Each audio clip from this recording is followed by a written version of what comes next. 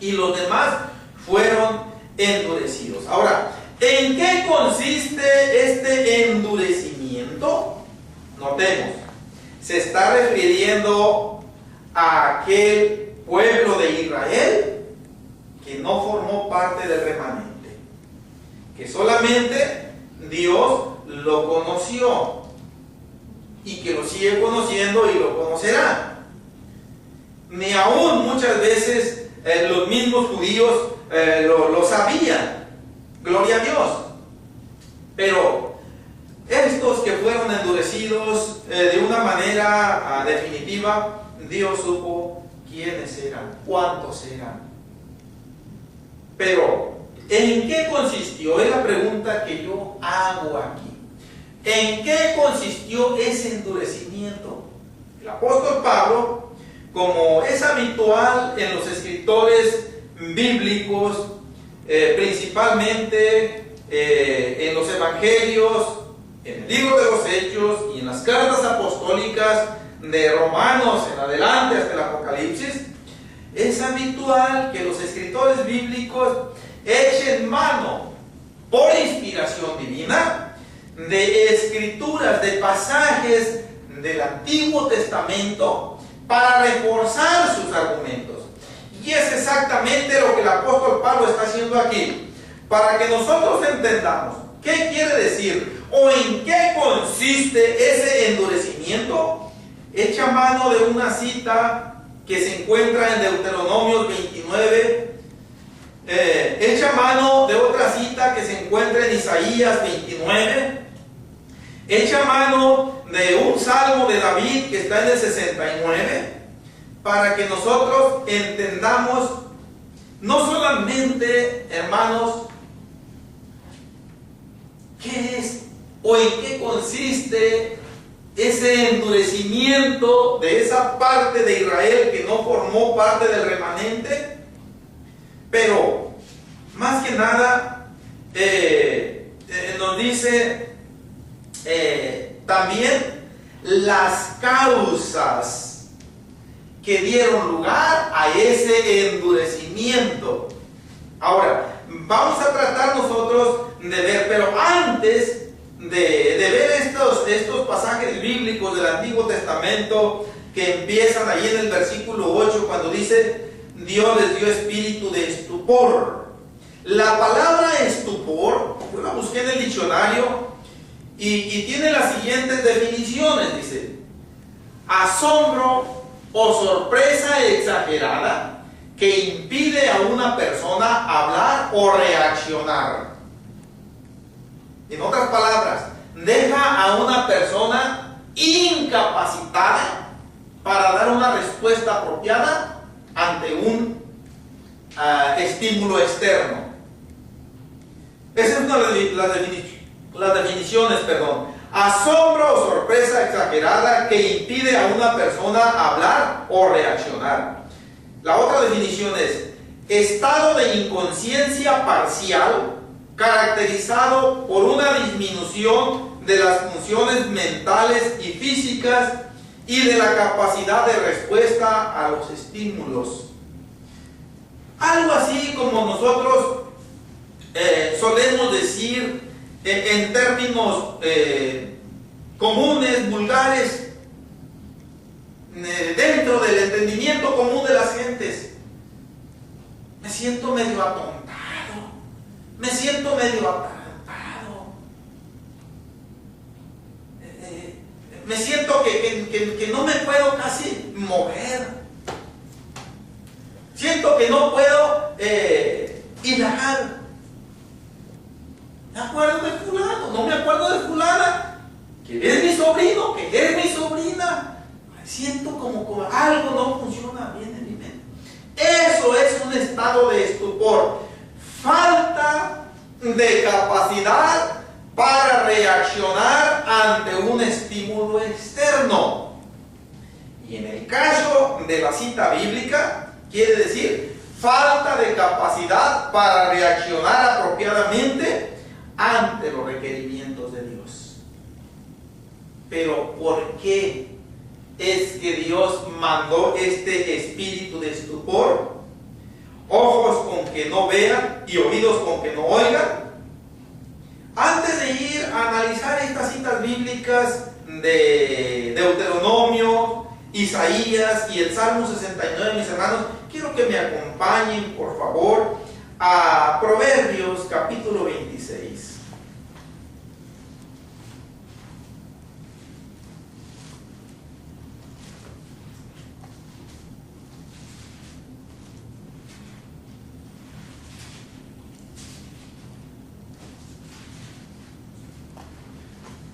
Libro de Proverbios capítulo 26.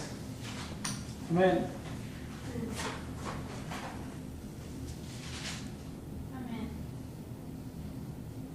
Solamente el versículo 2 dice: como el gorrión en su vagar y como la golondrina en su vuelo, así la maldición nunca vendrá sin causa. Aquí el énfasis es: así la maldición nunca vendrá sin causa. Y es precisamente lo que el apóstol Pablo está diciendo, que se han acarreado todo aquel pueblo de Israel que fue endurecido. Se han acarreado una maldición. ¿Por qué? Porque rechazaron al Mesías. Ahora, el rey Salomón, mis hermanos, como nosotros sabemos, fue un hombre a quien Dios le dio sabiduría sin igual con cualquier otro ser humano que haya existido sobre la tierra. En cualquier parte de la historia de la humanidad no ha habido, ni hay, ni habrá una persona tan sabia como el rey Salomón lo fue. El rey Salomón está aquí mencionando dos especies de aves. Está mencionando al gorrión y está mencionando a la golondrina. Son un tanto diferentes en sus formas de vivir, a pesar de que los dos son aves que vuelan. Pero desafortunadamente todos aquellos libros que el rey Salomón escribió acerca de los animales, e indudablemente que allí escribió las características del gorrión y las características de la golondrina, pero esos libros quién sabe dónde quedarían. Obviamente que el rey Salomón, cuando escribe aquí esta parte proverbial, él sabía que el pueblo oyente, que el pueblo lector de Israel, sabía, aquellos que habían leído sus disertaciones sobre el reino animal, sobre las plantas, etc., sabía que iban a entender exactamente lo que él había dicho acerca del gorrión. ¿Por qué el gorrión baila de una rama en otra y se pone a cantar? ¿Por qué canta tan bonito? ¿Qué es lo que lo motiva a estar haciendo esos revoloteos? Lo explicó en su momento ahí. Nosotros no tenemos ese libro, pienso que no existe ya. Quizás en alguna parte de Israel, no lo sabemos, lo conserven. También, así como la golondrina, aparentemente la golondrina vuela al azar, sin rumbo fijo. Parece ser que va de paso las golondrinas. No sé si conozcan este tipo de avecillas, el gorrión y la golondrina. La golondrina regularmente más se echa de ver en las tardes, o principalmente por las tardes después de una lluvia. Es común ver volar las golondrinas, no en todas las regiones geográficas de este planeta, pero en Sinaloa es muy característico, por las tardes o después de alguna lluvia, ver volar las golondrinas. Y parece que van sin rumbo fijo, pero el rey Salomón sabe de que no, que tienen bien definido hacia dónde van. Cada vuelta que dan y vuelven a donde mismo, hay una razón de ser. O sea, no es casual nada de eso. Dice, así pues, como esas manifestaciones del gorrión y de la golondrina, que no son casuales, así la maldición nunca viene sin causa. O sea, siempre hay una razón. Dios no castiga así al azar, a ver, ay, al que le caiga. No, Dios no trabaja así. Aunque dijimos nosotros ciertamente que Dios es soberano en su manera de hacer las cosas, en su manera de actuar, en su gracia de elección, etc., pero al elemento humano le asignó una participación muy importante. No, esa participación de ninguna manera es un factor que hace a Dios hacer las cosas de tal o de cual manera. No. Dios está firme y Él no cambia. Lo que pasa es que dentro de esa invariabilidad de Dios, inmutabilidad de Dios, a Dios le plació darle lugar a un espacio para el cambio de nosotros. Y en base a esa reacción que el ser humano tiene ante los requerimientos de Dios, es que se deja venir o no se deja venir la maldición de parte de Dios, el juicio de Dios. Miren, simple y sencillamente, en Lucas 16 nos relata la historia dentro de otros relatos bíblicos, la tan conocida historia del rico y Lázaro. Cuando al final de ese relato el Señor les dice a aquellos fariseos, a aquellos judíos, que cuando el rico no logra que Abraham le envíe a Lázaro para que le remoje la lengua con la punta de su dedo con agua para mitigar un poco aquel sufrimiento, ya que Abraham tajantemente le dice: esto no se puede, hay una gran cima, hay un abismo inmenso donde los que están allá no pueden brincar para acá, ni los que están acá pueden pasarse para allá. De modo que ni siquiera le busques, ni siquiera me lo vuelvas a pedir, porque no se puede. ¿Ok? Entonces el rico le dice: Padre Abraham, entonces mándalo, dice, a la casa de mi padre, porque tengo 5 hermanos, dice, para que les testifique y que no vengan ellos también a este lugar de tormento. Pero Abraham le dice: a Moisés y a los profetas tienen, a ellos óiganlos. Con esto le dijo Abraham: va a depender de la reacción que tus 5 hermanos muestren ante lo que Moisés y los profetas les hablen, lo que va a determinar si vienen o no vienen aquí junto contigo. Si ellos atienden las palabras de Moisés y de los profetas, que es una manera de decir la Santa Biblia, ellos no van a venir aquí a este lugar de tormento.